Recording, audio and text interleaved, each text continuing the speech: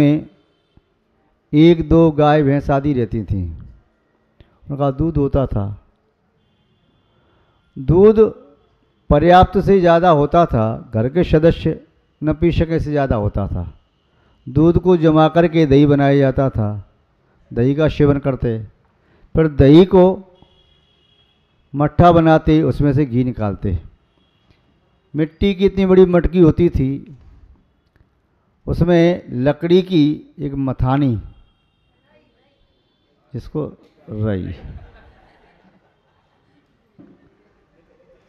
रई होती थी, उस रई में 4 पाखुड़ी सी होती थी, एक लंबी लाठी डंडी सी होती थी, और पुनः वह ऊपर से पतली सी नीचे से मोटी सी होती थी।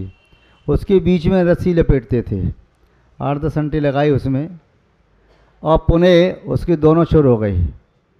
अब उस रई को नीचे से भी एक खंभे के सहारे से उसमें लोहे का कुंदा लगा करके या रस्सी से लेकर के उसको उधर खींचता था, और एक ऊपर भी लगाते थे। तो 2 कुंदों के बीच में वह रई उसे बंधी रहती थी। जो 2 रस्सियाँ होती थीं उन्हें आगे पकड़ के खींचा जाता था।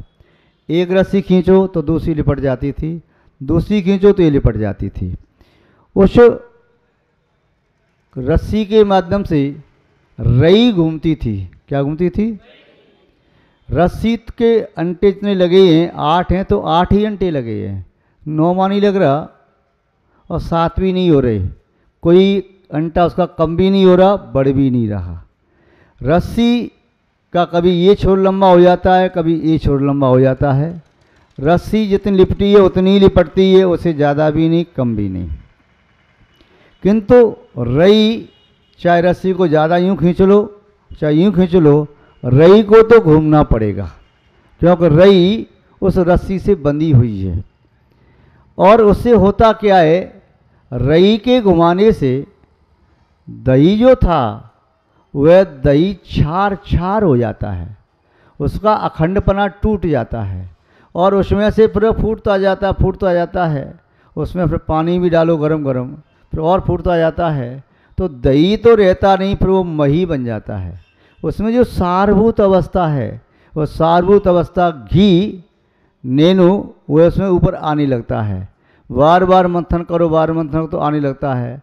तो उस नेनु को, मक्खन को भी गर्म करके शुद्ध घी बनाया जाता है।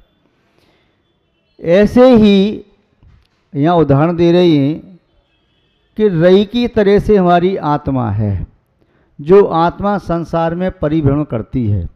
इस आत्मा को राग द्वेष रूपी रस्सी बांधे हुए है। एक छोर राग का है, दूसरा छोर द्वेष का है। कभी राग बढ़ जाता है चेतना में, तो कभी द्वेष बढ़ जाता है। दोनों ही खतरनाक हैं, दोनों के माध्यम से ही वह रई घूमती है, अर्थात आत्मा परिभ्रमण करती है। राग से कर्म बंद किया, कभी द्वेष से कर्म बंद किया। राग द्वेष की रस्सी न हो तो आत्मा कर्मों का बंध नहीं करे। जब तक राग द्वेष हैं तब तक संसार है। राग द्वेष गए, वीतराग दशा की प्राप्ति हो गई, यदि 12वें गुणस्थान में पहुंच गई तो ये जीव फिर संसार में भ्रमण नहीं करता। 12वें से अंतर्मूर्त में 13वें में पहुँच गया, केवली बन गया। वहाँ पर जितने काल तक रहेगा अपनी आयु के लगभग अंत समय तक, एक अंतर्मूर्त कम, फिर 14वें गुणस्थान में पहुँचा और फिर मोक्ष को प्राप्त कर लेता है। तो यहाँ बताया कि जीव परिभ्रमण क्यों करता है, राग या द्वेष के कारण। राग द्वेष की रस्सी या तो बंधी रहती है, तब तक वह 8 अंटे लगी रहती हैं। 8 अंटे मीन्स 8 कर्म। वो 8 कर्मों से रई रूपी आत्मा बंधी है। तो उनमें क्या होता है, भी 8 अंटे जो कि तो रहते हैं, किंतु कभी ये रस्सी लंबी, कभी राग की प्रवृत्ति होती है।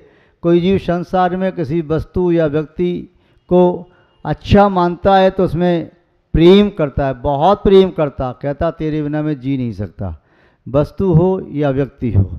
यहाँ तक कि उसकी मृत्यु हो जाए तो वह भी मृत्यु को प्राप्त हो जाता। कई बार देखा गया है कि किसी व्यक्ति की मृत्यु हो गई तो मृत्यु का समाचार सुनते ही वह व्यक्ति मृत्यु को प्राप्त हो गया। कोई वस्तु नष्ट हो गई बुलडोजर से दुकान को तोड़ दिया, मकान को तोड़ दिया, तो व्यक्ति इस समाचार को सुनते ही मृत्यु को प्राप्त हो गया। या कहीं फैक्ट्री में, मकान में कहीं आग लग गई, वह कहता बस मैं तो बर्बाद हो गया, अब नहीं जी सकता। उसके नष्ट होते ही हो सकता है उसने अपनी फैक्ट्री वगैरह कर्ज लेके लगाई हो, मकान बनाया कर्ज लेकर के, अब जल गया, स्वाह हो गया, अब मैं कहाँ से चुकाऊँगा, कैसे चुकाऊँगा। तो उसे ऐसा सोचते सोचते ही एक हार्ट पर बहुत बड़ा आघात होता है, हृदय पर, हृदय आघात से मृत्यु तक को प्राप्त हो सकता है। जब ये जीव अंतरंग में चिंतन करता है, ये तो बाह्य क्रिया हो गई, अंतरंग में चिंतन करता है, तो ये रई रूपी आत्मा ये दही के बीच में है, ये मट्ठा को भी ले सकती है, खट्टे मट्ठे को, और घी को भी प्राप्त कर सकती है।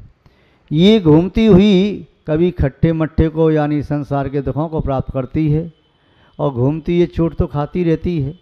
और कभी ये जीव अपने ही कर्म के माध्यम से संसार की सुखभूत अवस्था, घृत के समान, नेनु के समान उस अवस्था को भी प्राप्त करता है।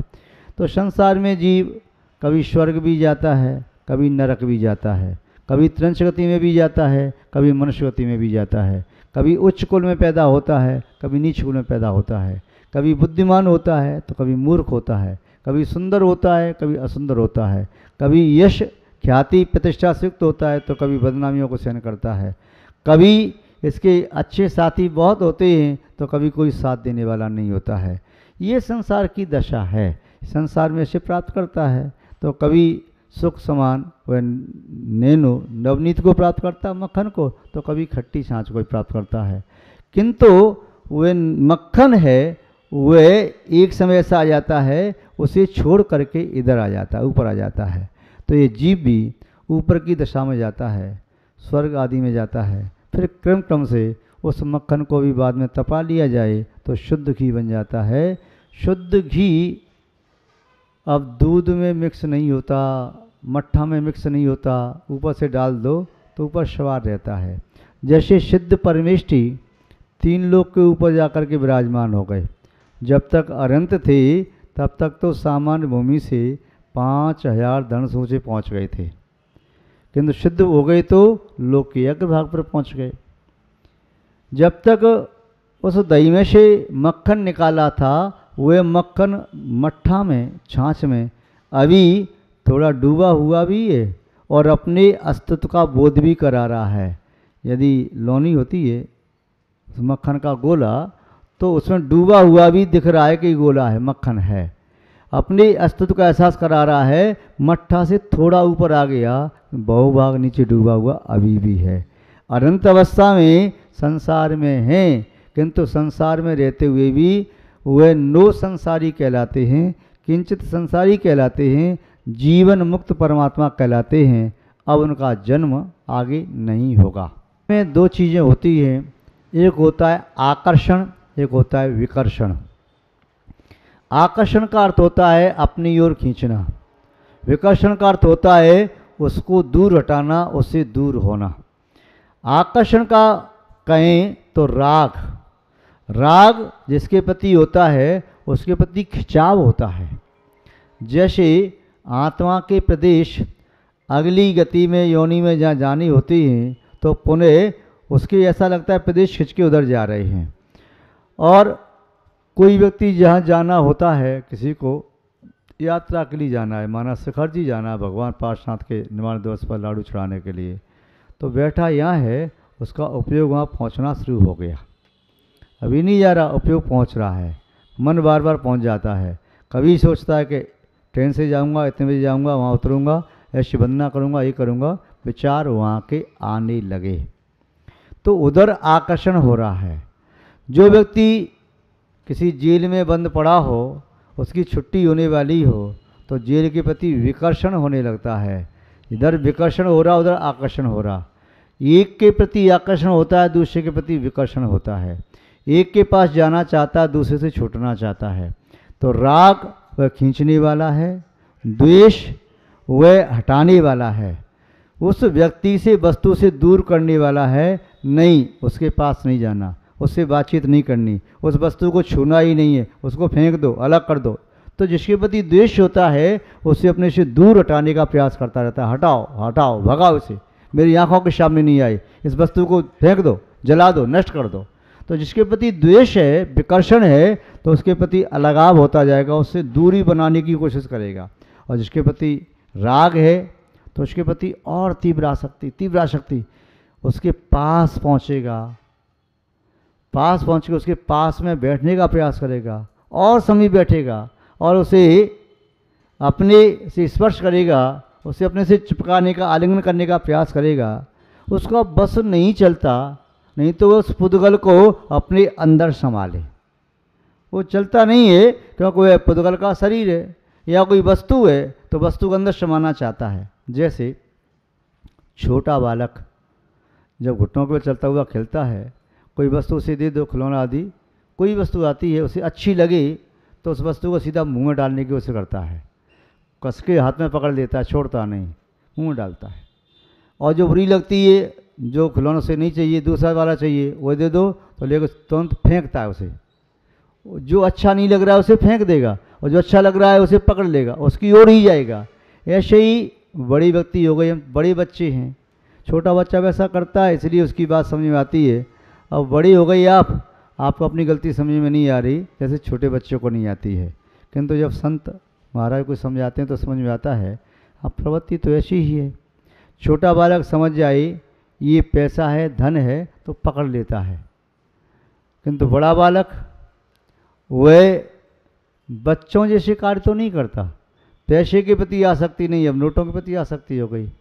पहले बच्चे छोटे चमकते हुए कांच को भी रत्न मान करके रख लेता था, किंतु अब बड़ा हो गया तो अब कांच को रत्न तो नहीं कह रहा है, किंतु वह भी पुद्गल है, उसे रत्न कह करके उसे अपने प्राणों से ज़्यादा प्रिय मानता है। क्योंकि वर्तमान काल के मानव समूह ने उसकी उतनी मूल्यवत्ता बढ़ा दी है कि ये रत्न है। आज हो सकता है जिसका मूल्य बहुत ज़्यादा हो, कल उसे लोग जानते ही नहीं थे और लोग उसे फेंक देते थे, ज़मीन पर पड़ी हुई चीज़ थी। हो सकता है कल किसी और चीज़ की वैल्यू ज़्यादा थी, आज उसकी वैल्यू नहीं है। क्योंकि संसार परिवर्तनशील है तो नए नए आविष्कार होते चले जाते हैं, नई नई टेक्नोलॉजी आती जाती है, नए नए प्रकार के कार्य होते हैं, नए नए प्रकार के उपकरण आते हैं, तो पुनः पुराने वाले रिजेक्ट हो जाते हैं। कोई नया सेलेक्ट हुआ तो रिजेक्ट हो गया, फिर और आगे बढ़े, फिर और नया सेलेक्ट हुआ, फिर और आगे बढ़े, एडवांस में पहुँचे तो लेटेस्ट जो आता है, कोई मॉडर्न चीज़ आती है, उसके प्रति आकर्षण ज़्यादा रहता है। होता क्या है, नया नया कहीं से नहीं आता, जो बहुत पुरानी चीज़ हो गई लौट करके पुनः फिर वही आ गई। पहले व्यक्ति जंगलों में रहता था, फिर जंगलों के प्रति विकर्षण हुआ, महल मकान बनाना शुरू हुआ, व्यक्ति फिर उसके प्रति और अच्छे बनाए और अच्छे बनाए और अच्छे बनाए, रत्नों के बना लिए, उसके प्रति विकर्षण हो गया, फिर जंगल में भागने लगा। पहले गांव में रहा, फिर शहर में गया, शहर से महानगर में गया, उससे फिर विकर्षण हुआ, अब फार्म हाउस बनाओ, बस्ती से दूर जंगल में कहीं अलग बनाओ, नदी किनारे पर्वत की चोटी पर, वहाँ फार्म हाउस बनाओ, वहाँ शांति से रहेंगे। फिर वहाँ से उब जाएगा तो फिर यहाँ पर आएगा। बस ये क्रम चलता रहता है। जैसे किसी साइकिल का एक पहिया है, वह साइकिल का पहिया, उसमें 10 या 12 प्रकार के कलर हैं, हर 3-3, 4-4 इंची की दूरी पर वह कलर कर दिया है। वह चलेगा तो कभी कलर लाल पीला नीला क्रम से वही आते रहेंगे और नए कहाँ से आएंगे। संसार में जो दशाएं हैं, अनादिकाल जितनी दशाएं वही चलती रहती हैं। अब जैसे आप अपनी देखो, पहले आप छोटे जो इसके पेंट थे, छोटी मोहरी के पेंट, वो पहनने लगे। फिर एक समय आया बेल बॉटम, वह लंबी मोहरी के पहनने लगे। फिर समय आया थोड़ा टाइट चुस्त, अब जीन्स आ गई। अब जीन्स में भी अब पहले का नाम नीले, फिर काले, फिर धारी वाले सफ़ेद वाले, उसमें भी थोड़ा कट लगाओ, फटा नहीं है उसे फाड़ो, उसके बाद में उसको फूल लगाओ, उसके बाद इधर से फाड़ो उधर से फाड़ो। अब उसको ये फैशन आ गई। किंतु व्यक्ति को जब उसके पास बिना परिश्रम का पैसा आता है तो वस्तु का दुरुपयोग करके उसका सेवन करता है। वह नहीं समझता कि फटे हुए कपड़े पहनने से क्या होता है। फटे हुए कपड़े पहनने से दरिद्रता आती है, फटे हुए कपड़े पहनने से मन फट जाता है। तुम्हारा किसी के साथ प्रेम भाव होगा, आज नहीं तो कल तुम्हारा मन उसे फट जाएगा, प्रीति टूट जाएगी। आज तुम्हारा 4 दिन का शौक है, जो जीन्स पहनते हैं, फटी हुई जीन्स पहनते हैं, जो एक दूसरे को चाहते हैं, लव मैरिज जिन्होंने की, उनके संबंध बिगड़ जाते हैं और फिर वो डिवोर्स कर लेते हैं। क्यों? उनको नहीं मालूम ये तथ्य कि इसके पीछे ये कारण है, वे नहीं जानते, वे तो शौक और फैशन चल रहे हैं। वो ऐसा हुआ क्यों? जब एक दूसरे के प्रति प्राणपण से समर्पित थे, लिख करके दे दिया कि जीवन वो साथ निभाएंगे, फिर क्या ऐसा हो गया? वस्तु का प्रभाव तो पड़ता है। फटे कपड़े पहनोगे, मन फटेगा, दरिद्रता आएगी, व्यवहार बिगड़ेगा। आचार्य ने लिखा है, खंडिते गलते छिन्ने मलिने चेव वाससी। खंडिते गलते छिन्ने मलिने चेव वाससी। पूजा जाप, पूजा दान जपो होम, स्वाध्यायो विफलम भवेत। क्या श्लोक कहा? जो व्यक्ति खंडित वस्त्र, पूरी धोती है, एक कोना कट गया, नहीं पहनना चाहिए, अशुभ होता है। आचार्य वीरशैन स्वामी ने निमित्त ज्ञान में बताया है कि वस्त्र कटा है, कहाँ से कटा है? इस कोने से उत्तर से या दक्षिण से, पूर्व से या पश्चिम से, या मध्य में या विदिशा में, चारों कोनों से कटा है। उसका क्या फल होगा? ऐसी वस्तु को पहनने वाले व्यक्ति को किस प्रकार की प्रतिकूलता का सामना करना पड़ेगा? दुर्घटना का शिकार होगा, या अग्निकांड होगा, या चोरी होगी, या उसका विवाद होगा, झगड़ा होगा, व्यापार में घाटा होगा। तो इस सब का निमित्त ज्ञान आचार्य भगवान वीरसेन स्वामी ने बताया। आचार्य भद्रभाव स्वामी ने भी निमित्त शास्त्र में बताया इसका क्या क्या फल होता है। कई बार व्यक्ति पूजा, अभिषेक, आहार आदि दान या होम हवन या वह स्वाध्याय आदि फटे कपड़े पहन के करता है, तो लिखा है कि विफलम भवेत, उसकी वह पुण्य की क्रिया विफल हो जाती है, उसका फल नहीं मिलता, वह निष्फल हो जाती है। इसलिए चाहे कपड़े सस्ते हों किंतु फटे हुए नहीं हों, छिन्न नहीं हो, तार तार हो रहे ऐसे नहीं हो, गले हुए नहीं हो, है तो कपड़ा साफ कर गल गया, ऐसा नहीं हो, मलिन गंदा वस्त्र नहीं हो। तो ये कहा खंडिते गलिते छिन्ने मलिनो चैव वाससी।